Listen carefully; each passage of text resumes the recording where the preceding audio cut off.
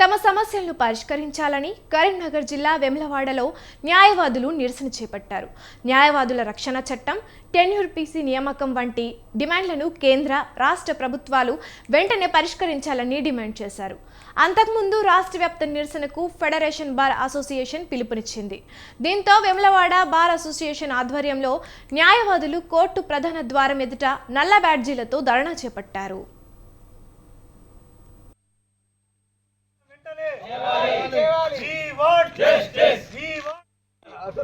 తెలంగాణ రాష్ట్రం వ్యాప్తంగా ఈరోజు జరుగుతున్నటువంటి 41 సిఆర్పిస్ 35 బిఎన్ఎస్ఎస్ను వెంటనే రద్దుపరచాలని, అడ్వకేట్ ప్రొటెక్షన్ యాక్ట్ బిల్లును వెంటనే అమలు పరచాలని ఇక్కడ ఉన్నటువంటి రాష్ట్ర ప్రభుత్వం కానీ కేంద్ర ప్రభుత్వం కానీ మా అడ్వకేట్ల యొక్క న్యాయవాదుల రక్షణ వెంటనే అమలు పరచాలి.